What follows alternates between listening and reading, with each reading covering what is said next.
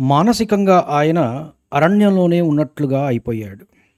పొంగి పొరలే దుఃఖాన్ని మనసులోనే అణచివేశాడు. ఇంద్రియాలను పూర్తిగా తన అధీనంలో ఉంచుకున్నాడు. తనను కలువ వచ్చిన పౌరులను మిత్రులను పంపివేశాడు. వారెవ్వరికీ కూడా రామునిలో ఏ విధమైన మార్పు కనపడలేదు. తన సహజ సిద్ధమైన స్మిత భాషణాన్ని విడవలేదు. అదే ప్రియ భాషణము, అదే మృదుత్వము, అదే నవ్వు, అదే ప్రశాంత వదనము. రాముడు కౌసల్యాదేవి మందిరంలో అడుగు పెడుతున్నాడు. ఆ మందిరమంతా కోలాహలం, సంతోషం. తన మనసులోని భావాలు రవ్వంత కూడా కనపడనీయలేదు రాముడు. కౌసల్యాదేవి ఆ సమయంలో మంగళకరమైన వేషధారణతో అగ్నిలో హోమం చేస్తున్నది. ఆ సమయంలో రాముడు అసటికి వచ్చి దేవతాస్త్రీ వలె ప్రకాశించే తల్లికి పాదాభివందనం చేశాడు. అప్పుడు ఆమె రాముని కౌగలించుకొని శిరస్సుపై వాసన చూసి, నాయనా, నీకు శుభమగుగాక. నీ తండ్రి మాట తప్పడు. నేడే నీ పట్టాభిషేకము. నీ వంశధర్మమును చక్కగా పాలించు తండ్రి అని పలికింది. నాయనారా, భోజనము చెద్దువుగాని అని పలికిన తల్లి పలుకులకు రాముడు, అమ్మా, నేటి నుండి నేను కందమూల ఫలములు తినవలసియున్నది. ఈ రాజాసనములు విడిచి దర్భాసనములపై కూర్చునవలే. ఈ రాజప్రాసాదాలు నగరాలు విడిచి జనశూన్యమైన అడవులలో తిరుగాడవలే. భరతునకు రాజ్యము ఇయ్యవలే. ఇది తండ్రిగారి ఆజ్ఞ. రాముని మాటలకు ఒకే వేటుకు నేలకూలిన సాలవృక్షంలాగా, స్వర్గం నుండి భూపతనమైన దేవతలాగా ఒక్కసారిగా దబ్బున నేలపై పడింది కౌసల్య. నేలపై పడిన తల్లిని లేపి పొదివి పట్టుకొని ఆమె కన్నీరు తుడిచాడు రాఘవుడు. రామా, నీవు నాకు పుట్టకపోయినా బాగుండేదిరా నాయనా. ఈ శోకం తప్పేది. నాకు దుఃఖం కలిగించడానికే పుట్టావు నాయనా నీవు. గొడ్రాలికి ఒకటే శోకం, పిల్లలు లేరే అని. మీ తండ్రిగారి ఏలుబడిలో నేను ఏ మంగళము కానీ సుఖము కానీ ఎరుగను. నీ అధికారంలో అవి అనుభవించవచ్చులే అని నా ఆశ. నాకేం తక్కువ? అయినా సవతుల చేత మాటలు పడ్డాను. కైక పెట్టిన అవమానాలు భరించాను. ఆవిడ మాటలు విని నీ తండ్రి నన్ను చిన్నచూపు చూసినా నీవున్నావులే అనే ఆశతో అన్నీ సహించాను, ఓపిక పట్టాను. ఇక ముందు నా గతి ఏమి కాను? భరతుని చూసి భయముతో అందరూ నన్ను కనీసం పలకరించనైనా పలకరించరు. రామా, ఈ వార్త విని నా గుండె బ్రద్దలవటం లేదేమిరా. ఇంత రాయి అయినదేమిరా నాయనా ఇది. నాకు యమలోకములో కూడా చోటు లేదు అని అంటూ కొడుకుకు కలిగిన కష్టాన్ని తలుచుకుంటూ పరిపరి విధాలుగా రోదించి రోదించి కంట కన్నీరు కూడా ఇంకిపోయినది ఆమెకు. పెద్ద తల్లి రోదనలు వింటున్న లక్ష్మణుడు దీనంగా, అన్నా, ఒక ఆడుదాని మాటకు గౌరవమిచ్చి నీవు అడవులకు వెళ్ళడం ఎందుకు? ముసలివాడైన రాజుకు ఇంకా కోరిక చావక కామంతో కళ్ళు మూసుకుపోయి అనాలోచితంగా అనుచితమైన కోరిక కోరాడు. బుద్ధిగలవాడెవడైనా సద్గుణాల ప్రోవు అయిన కుమారుడిని పోగొట్టుకుంటాడా? మతి భ్రమించిన రాజాజ్ఞను నీవు పాటించనక్కరలేదు. అన్నా, పద, ఇప్పుడే ఈ క్షణమే ఈ రాజ్యాన్ని మనం చేజిక్కించుకుందాం. రాజా భూజా తరాజా ఎవడైననేమి వాడి అంతు చూద్దాం. అవసరమైతే బుద్ధి లేని రాజును వధించనైనా వధిస్తాను. భరతుడి పక్షము వారెవరైనా అడ్డు వస్తే చీల్చి చెండాడతాను. ఆజ్ఞ ఇవ్వు అన్నా. ఏ బలం చూసుకొని రాజు నీతో వైరం పెట్టుకున్నాడు? ఎదిరించి అనేనా? నా ధనస్సు మీద, సత్యము మీద, నేను చేసిన దానయజ్ఞాల మీద, అవి ఇచ్చిన ఫలాల మీద ఒట్టు పెట్టి చెబుతున్నాను. రాముడు అగ్నిలో దూకాల్సి వస్తే ఆయన కన్నా ముందే నేను దూకుతాను. రాముని కష్టాన్ని తొలగించలేని నా పరాక్రమము బూడిదలో పోయడానికి. తీవ్రమైన ఆగ్రహావేశాలతో కన్నుల నుండి విస్ఫులింగాలు రాలుతున్నాయి. ముఖం కందగడ్డలా మారిపోయింది. క్రోధంతో ఊగిపోతున్నాడు లక్ష్మణుడు. కానీ ఆయన క్రోధ సముద్రము రాముడు అనే చెలియలి కట్ట దాటలేకుండా ఉన్నది. లక్ష్మణుడి వీరాలాపములు విని ధైర్యము తెచ్చుకున్న కౌసల్యాదేవి రామునితో, నాయనా, లక్ష్మణుని మాటలు విన్నావు గదా, నీకిష్టమైనచో ఈ విషయమున చేయదగిన పనులు చెయ్యి అని పలికింది. నా సవతి మాటలు ధర్మ విరుద్ధము, న్యాయ విరుద్ధము.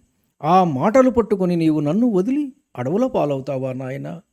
వద్దు వద్దు, నీవిచ్చడనే నాకు శుశ్రూష చేస్తూ ఉండు. నీవు అరణ్యమునకు వెళ్ళుటకు నా అనుమతి నీకు లేదు. నీవు వెళ్ళినచో నాకు ప్రాణత్యాగమే శరణ్యము.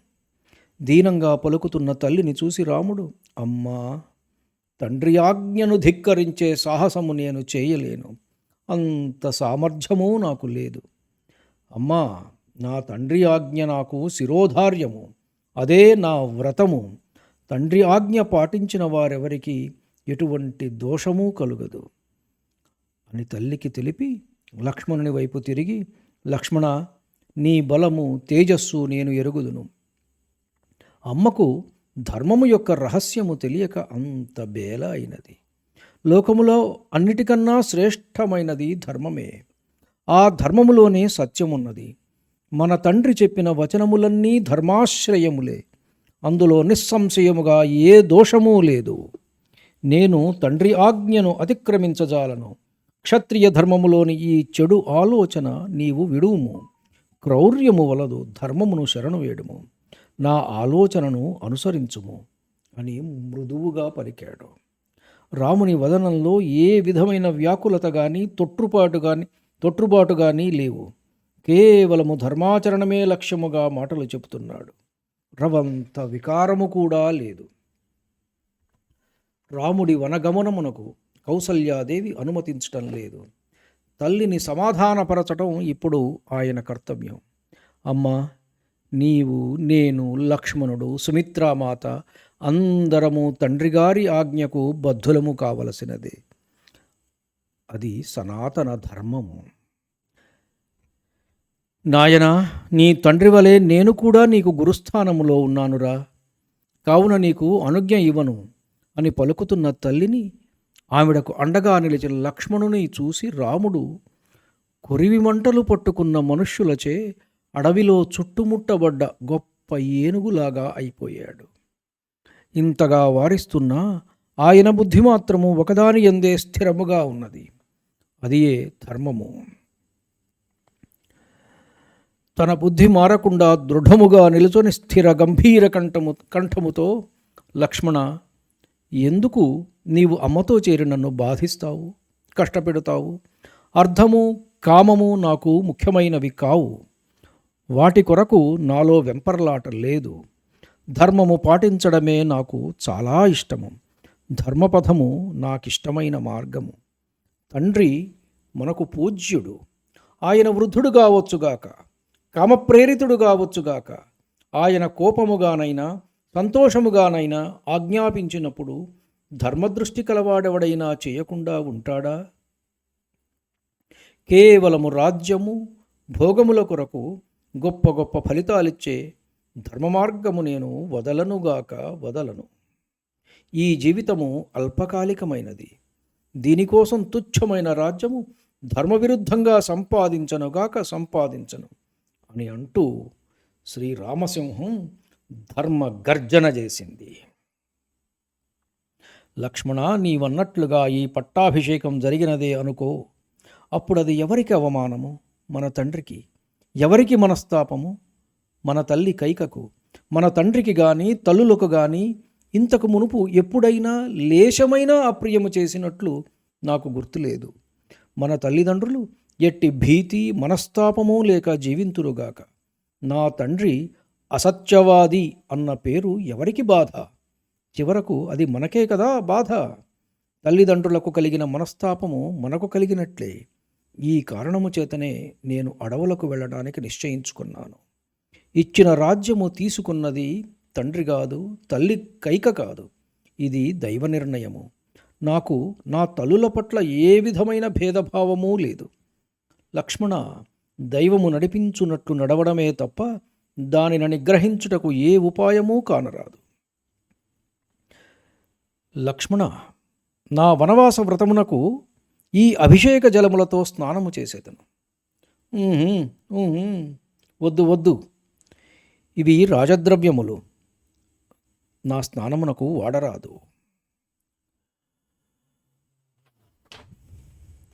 రాముడి ఈ మాటలు వింటున్న లక్ష్మణుడు ఇంకా బుసలు కొడుతూనే ఉన్నాడు. కనుబొమ్మలు విరిచి చూడడానికే భయంకరంగా ఉన్న ఆయన రూపము బాగా కోపంతో ఉన్న సింహపు ముఖంలాగా ఉన్నది. నేత్రాగ్రాలతో రాముడిని అడ్డంగా చూస్తూ, అన్నా సుక్షత్రియుడవు, మహావీరుడవు, నీవు కన్నెర్ర చేస్తే లోకాలే గజగజ వణికిపోతాయి. పాపాత్ముడైన రాజు ఆయన భార్య కైక మీద నీకు కోపం ఎందుకు కలగటం లేదు?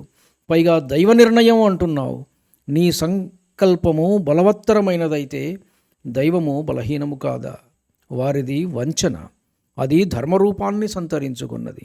ఎప్పుడో ఇచ్చిన వరము అప్పుడే తీర్చక నేడిలా నిన్ను మోసము చేయడానికి దానిని ఏల సాకుగా చూపవలే. నీ రాజ్యము నీకు కాకుండా చేసిన ఈ ధర్మమును నేను ద్వేషిస్తున్నాను. మనోధైర్యము వీర్యము లేనివాడు మాత్రమే దైవముపై ఆధారపడి ఉండును. నీ వంటి వీరుడు కాదు, దైవమట దైవము. నాకెవరు అడ్డు వస్తారో చూస్తాను. నీవు కాదు అడవులకు వెళ్ళవలసినది, వారు. అన్నా, నా ఈ బలమైన బాహువులు కేవలము జనులు వీక్షించడానికే కాదు, ధనస్సు అలంకారము కొరకు కాదు, ఖడ్గము నడుముకు వేళ్లాడదీయటానికి కాదు, బాణములు అలా వృధాగా పడి ఉండడానికి కాదు, ఈ 4 శత్రువులను సమూలంగా నిర్మూలించడానికే. క్షణకాలంలో గజ తురగ పదాతి దళముల పీనుగులు పెంటగా మార్చివేస్తాను ఈ అయోధ్యను. అడ్డు వచ్చిన వారిని కత్తికొక కండగా నరికి వేస్తాను. దశరథుని నేడే సింహాసనం నుండి క్రిందకు దించి వేస్తాను. బుసలుగొడుతూ తిరుగుబాటుకు సిద్ధమైన తమ్ముని కన్నీరు తుడిచి, లక్ష్మణ, నాన్న మాట నాకు బంగారు బాట. ఆయన మాట మీదనే నేను స్థిరంగా నిలచి ఉన్నాను. ఇక వ్యర్థవాదములు వద్దు అని శాంత గంభీరంగా పలికిన రాముని చూసి కౌసల్యాదేవి, తండ్రి ఆజ్ఞ పాటించుట తప్ప వేరు కర్తవ్యము లేదు అన్న రాముని దృఢ సంకల్పము కౌసల్యాదేవి పూర్తిగా అర్థం చేసుకున్నది. రామా అని డగ్గుత్తికతో అస్పష్టంగా పలికింది. ఆమె గొంతు పూడుకుపోయింది. అతి కష్టం మీద మాటలు పిగుల్చుకుంటూ, రామా, తాపసవేషధారివై నీవు ఊంఛవృత్తితో ఎలా జీవిస్తావురా నాయనా? ఎండ కన్నెరుగని రాజకుమారుడివి, సుకుమారుడివి. నీ సేవకులు, నీ మిత్రులు అయిన కారణంగా వారందరూ మన నగరంలో అందరికంటే ఉన్నతంగా జీవిస్తారే, మహారుచికరమైన ఆహారం ప్రతిదినము భుజిస్తారే. మరి నీవో రోజు కందమూల ఫలములతో పొట్ట ఎలా నింపుకుంటావురా తండ్రి? నాయనా, నీలాంటి వాడినే ప్రవాసమునకు పంపుతున్నాడనిన రాజంటే అందరికీ భయము కలుగుతున్నది. నీవు కూడా అరణ్యమునకు వెళ్ళవలసి వస్తున్నదంటే దైవమే బలవత్తరమైనది అని చెప్పవచ్చును. నాయనా, లేగదూడపోతుంటే తల్లి అక్కడే చూస్తూ నిలబడి ఉంటుందా? నేను కూడా నీ వెంటే వస్తానురా తండ్రి అని కడు దీనంగా, హృదయ విదారకంగా విలపిస్తున్న తల్లిని ఓదార్చాడు రామచంద్రుడు. ధన్యుణ్ణి. నమస్కారం. మీ ఊటుకూరు జానకి రామారావు.